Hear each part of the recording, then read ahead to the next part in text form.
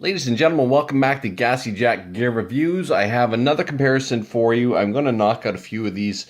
I want to do some comparisons beside a very legendary watch. Being on the right-hand side here, the Rolex Submariner No Date, reference number 114060.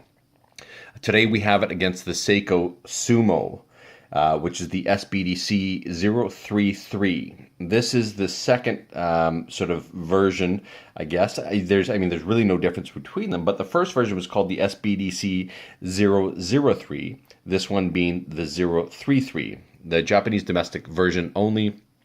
Wristwatch check. Again, do have the Casio, the F91W, the most prolific watch in the world, and the watch that gets the most wrist time in this household. Without further ado, let's get to it. We have on the left-hand side, again, the Seiko Sumo. On the right-hand side, we have the Rolex Submariner No Date. And I love both these watches. I really do. The Seiko Sumo is one of my all-time favorites. I've had that watch, I've had this for about a year. Maybe over a year. I've had this Rolex for like a few days, okay? I had it on order. If you've seen my other SKX video comparison, had it on order, got a little nervous that there's going to be a shortage of them because these wacky rumors going around. Was planning on getting it the next few months anyway, but decided to pull the trigger. Only had to wait about a week and a half. Very surprising. So I don't know if there's going to be, there's these rumors going around. There's going to be these massive lead times. You're going to be waiting a year and a half for a Rolex sub. I don't know if it varies from country to country, even so. I'm in Canada, in Ontario.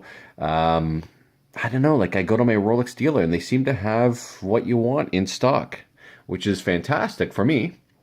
Not so great for other people listening that are gritting their teeth because they're going to wait a long time. Don't know. But let's just do a quick comparison. So why don't we start with the Seiko Sumo. So let's give this thing a little bit of a wind up because it is stopped there. Haven't worn it in a few days. See, it says the 15th there. It's now the 18th. So I wore it. I don't know whether I wore it a few days ago. I was debating which watch to wear, and I actually set the time on a few of them because I'm a nut like that. I don't know how many people chime in here. How many people like just spend 5 to 10 minutes deciding which watch they're going to wear in the morning. Yeah. God, please tell me there's other people. Please tell me I'm not completely crazy. Yeah. If I don't see comments, I'm going to assume that I'm crazy, all right? I'm going to check myself in. Anyway, let's take a look at the Loom here.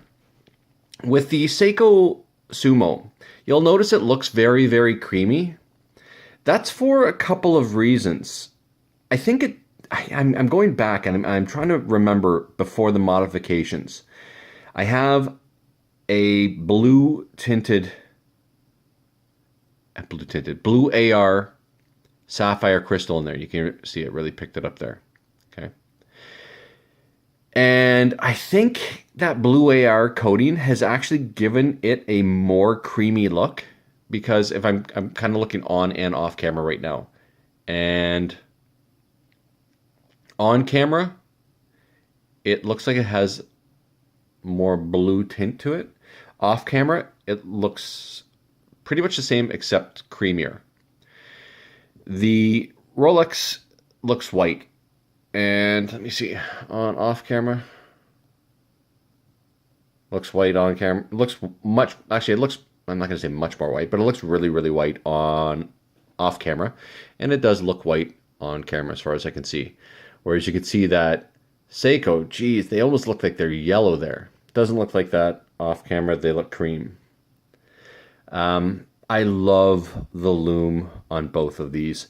You can see both of these have their markers surrounded by metal.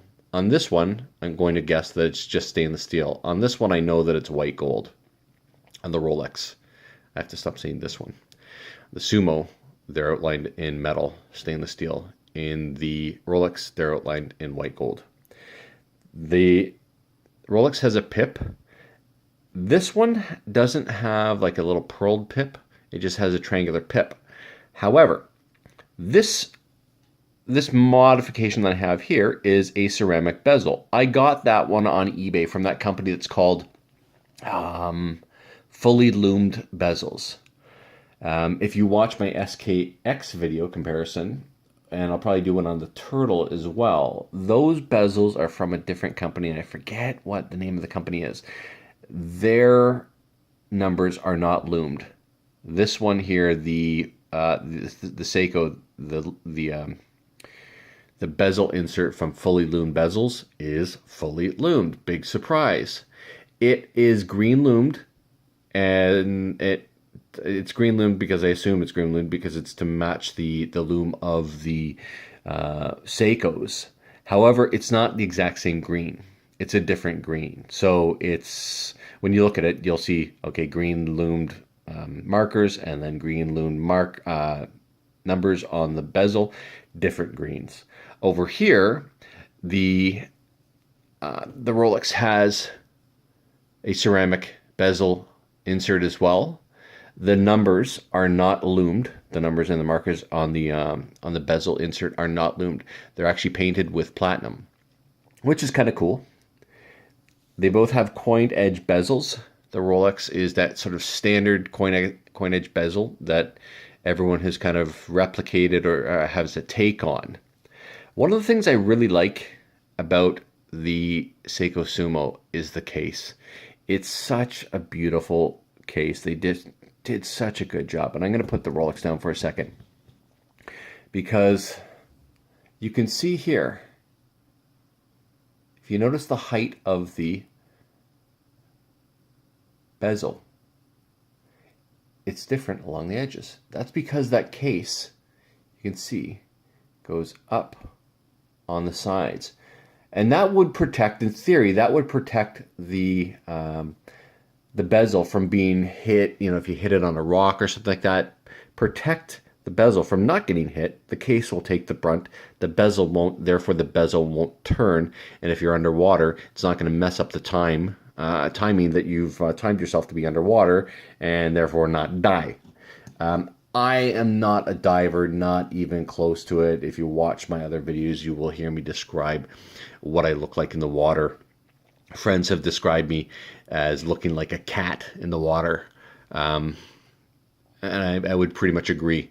I'm not really a water guy. I like being by the water, don't like being in the water so much, for whatever reasons. You know, I love being on the lake and stuff like that, canoeing and stuff like that. I absolutely love it. Just don't like swimming. I don't like not seeing the bottom. Pools I'm much better in than lakes. I get freaked out when something touches my foot, like a weed or something like that, and I can't see what it is. Like, I get out of there really fast. Like, I'm not a great swimmer, but if something touches me, I can get out of there pretty damn fast. Whereas pools, I can't stand them because, you know, people urinate in them, particularly kids. Kids urinate in them all the time. And there's something called chloramine. And from what I've been told, chloramine is a byproduct of chlorine and urine. And that's actually what you smell when you go in a public pool and you go, oh, it really smells like chlorine? It actually really smells like chloramine, which is piss and chlorine. So that's another reason I don't really like water that much. But anyway, I digress. I really went on a tangent there.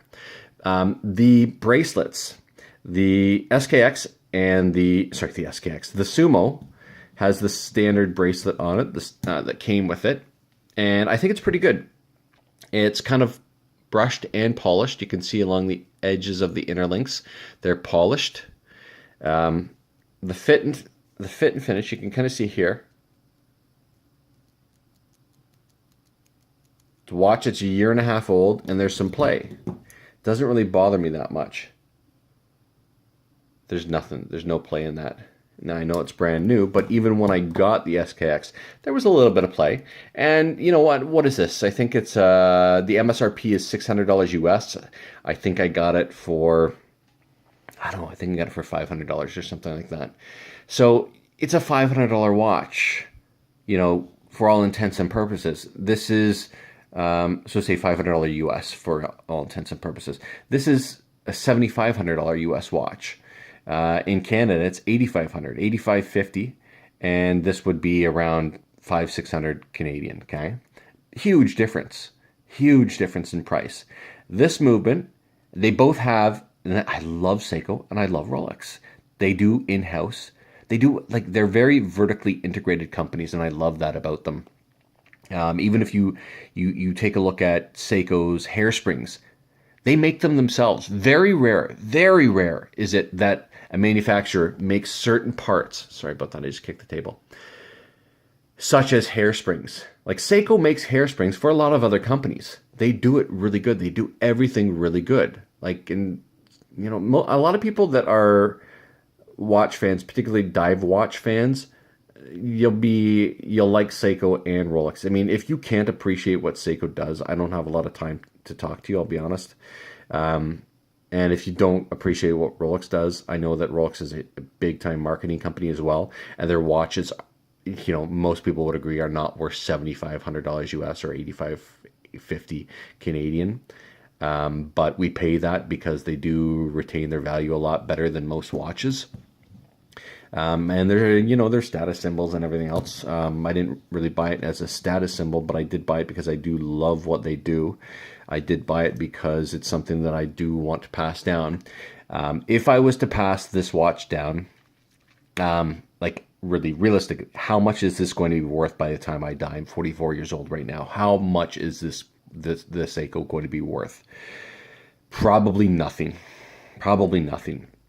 I mean, it would have sentimental value, and it might be worth maintaining if I was to pass it down. But this one will absolutely, the Rolex will absolutely retain value. If you look at Rolex prices, they typically go up over the long run, not the short run. You know, I probably lost $1,500, somewhere around there, ballparking it, when I walk out of the dealership with this. But I do have the warranty with it. And long run, by the time I die, it's going to probably go up more than inflation. I believe, from what I've seen. You know, if I've taken a look at stats from 1993 to 2017, and they've, you know, tripled in price, sort of thing, tripled or quadrupled in price. Whereas the Seiko is only going to go down in price. I can't see. It's not like there's nothing really. There's nothing that really makes it go up in price, whereas the Rolex do. And that's why, one of the major reasons why I bought the Rolex. I have some other watches, lots of Seikos, just off camera here because I might do a comparison. I have an Omega Speedmaster Professional. Again, another watch that I would consider passing down. All right. Let's go back here. So the bracelet on the Seiko, standard clasp opens, and then it's got its double deployment, so 2 buttons, one on either side, which releases. Let's see if I can get a picture. All right. You press on them, that opens that, which in turn allows it to get off of that little pawn there. What is that called? I'm going to call it a pawn. Or it looks like a little metal penis. Anyway, stamped clasp, nothing special, gets the job done. And, you know, some people really get on the case of Seiko for their stamped clasps and say, oh, you have to start doing your, you know, milled clasps. And milled clasps look better. But really, what are you doing with your watches that you would actually break a milled clasp? I can't see it ever breaking. And for the longest time, I mean, Rolex really only started making milled clasps, in the, I guess it'd be the early 2000s, maybe? Chime in there. It has 4 positions here to give yourself more room or less room. I like the fact that there's 4. Some watches, I got rid of a bracelet, a Seiko bracelet, off of an Alpinist, and I got rid of it because it's not because it wasn't a beautiful clasp. It was a nice clasp, nice bracelet, milled clasp, but it only had 2 holes, and I couldn't get a perfect fit on my wrist because my wrists are very skinny. So I have to, like, well, 1, they're not big wrists, but 2, they don't have any fat on them. So if I don't have it perfectly, it slides all around, and that drives me crazy. I can't deal with it. So I have to have a perfect fit, and these are about, 2 millimeters. And that's, once I get it to around the spot that I want, it's 2 millimeters of play that makes or breaks the watch for me. And only having 2 is not enough to get a perfect fit, because typically these, each link is around 5 millimeters or so. And if you can't get, if you're kind of like in the middle and you're like, oh, I need another 2 or 3 millimeters either way, once you get the, as close a fit as possible with the links, you need at least 3. Okay, 3 for me is the minimum holes, adjustment holes that you need. This has 4, so that's fantastic, because if you look at this, that 4 looks like it's about 6 millimeters, whereas the each link is about 5 millimeters, so you can get at least a link fitment out of that. That's great. Okay, now it's not great as far as looks go, as far as fit and finish go, because you have holes in the sides of the links. And even if you look at Rolex's current lineup, they no longer have holes. Even when there's adjustment in them, they don't have holes anymore. But it does the job, okay? But it's nothing, special, okay? The case back has the Tsunami Wave case back, and it has the standard screw down back, and you can kind of see the slots in there for a standard case back tool. Okay, make sure I have this screwed in. 4 o'clock position, okay, as opposed to the 3 o'clock position on the crowns. I prefer the 4 o'clock position. I think it's a superior position. It's not going to hit you in the hand nearly as much. The standard bezel insert on the SKX is okay, but it was just aluminum, and eventually it's going to fade and get scratched, whereas a ceramic bezel insert, such as the one on this Rolex, doesn't. It's scratch resistant and it's fade resistant, so it's pretty much always going to look like that. I did put a sapphire glass in this. It comes with the standard hardlex glass. This comes standard with sapphire glass. The big debate, sapphire versus hardlex. Well, I put a sapphire glass in there. Why did I put a sapphire glass in here? And why does Seiko put hardlex as opposed to sapphire? Because let's be honest, this sapphire I think was $60 or $40 or $60 US. Okay, that is not a big increase in price, and that's someone making probably, God knows, probably 300% probably on that. So I mean, what would it really cost Seiko to put a decent sapphire glass in it? Not much.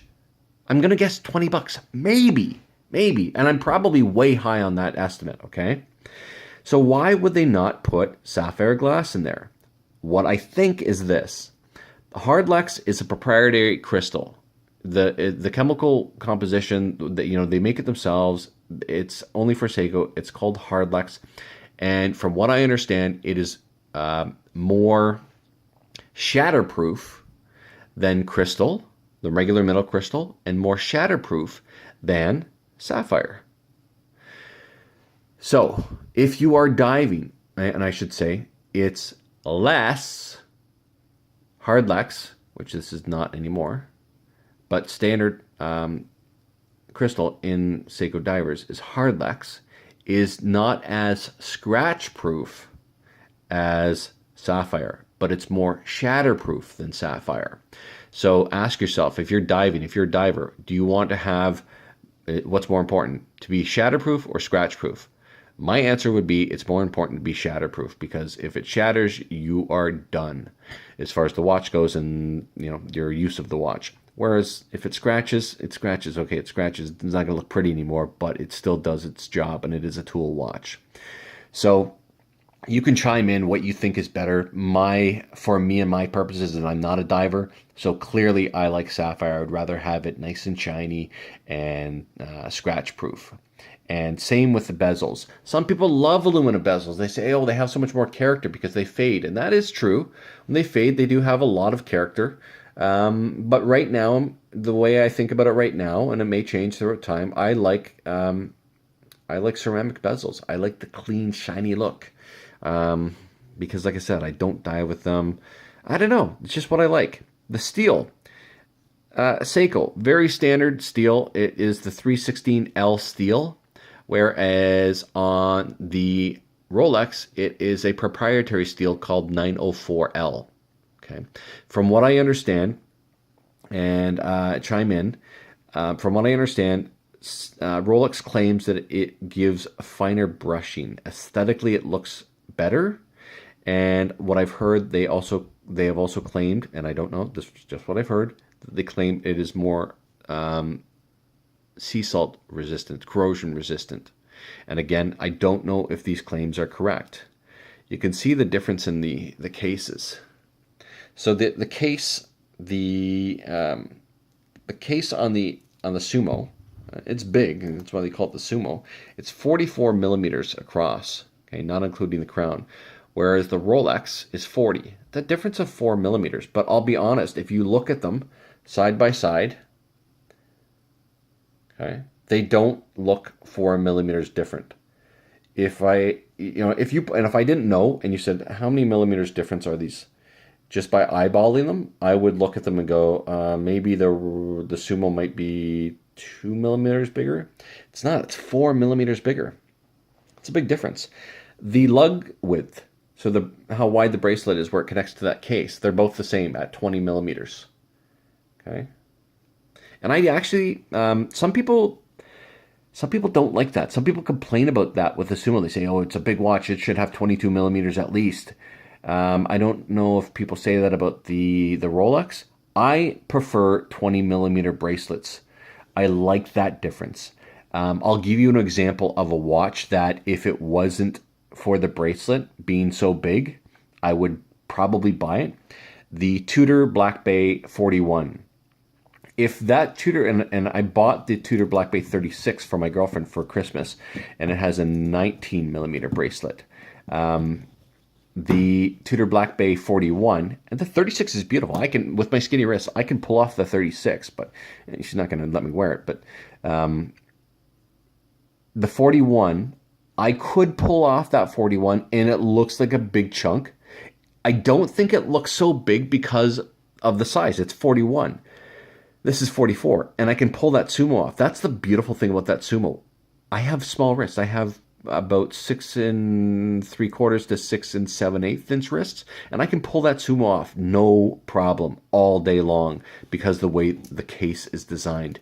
It hugs around the wrist, it tapers down. It's such a beautiful design. I love that case. One of my favorite cases on the market. That Black Bay 41, I don't know how big or how wide the lugs are and the bracelet, but it's got to be over 22. I'm going to have to go look that up, and maybe someone could chime in the comments, because it really is the bracelet that turns me off. When I put that thing on, I look and I go, geez, that bracelet is huge, and I won't buy it because of that bracelet. Otherwise, that for me was competing between that and the Explorer 1. The Explorer 1 is twice the price, more than twice the price. I'll be more inclined to buy the Explorer 1 than the Tudor Black Bay 41 because the bracelet size. I actually really like these size bracelets. 20 millimeter bracelets for me is the way to go. And you can see that Rolex actually tapers down to even thinner. And I don't know if the Sumo does taper down or not, but the Rolex certainly does taper down. Okay. I went through the Clasp system on this. I'm going to just quickly do the Clasp system on this. I went into it in greater detail on the SKX comparison, so by all means go to look at that. But it has the flip, okay? So it flips up, and then it has this hinge system. So watch this. Okay, so it hinges up, and then that little, okay, so it kind of takes that, clips off of there. Okay, it's got a beautiful milled clasp. Okay, the case back, you can see nothing's going on there. Rolex doesn't do anything. They never make exhibition case backs, because if you look at a Rolex movement, I don't care what watch it is, they're not pretty. And they don't try to be. They take that stance that it's a tool and it doesn't have to look pretty. And Rolex is not high horology. Okay, so I know Rolex has that status symbol, but let's be honest here. This is not, you're not competing with high horology watches. This is not, you're not gonna, not that, I mean, this is a dive watch, but, you know, Elong and Zuna, Gégé Lecoultre, some of these brands, even, you know, someone say Glashut Original, some of these dress watches, Patek. Okay, so we could say Patek, say the Patek Diver. What is that? The Aqua, whatever it is. I'm not even, you know, I don't really follow Patek because they're way out of my league. I got to stay in my lane. This is pushing the limits on my lane.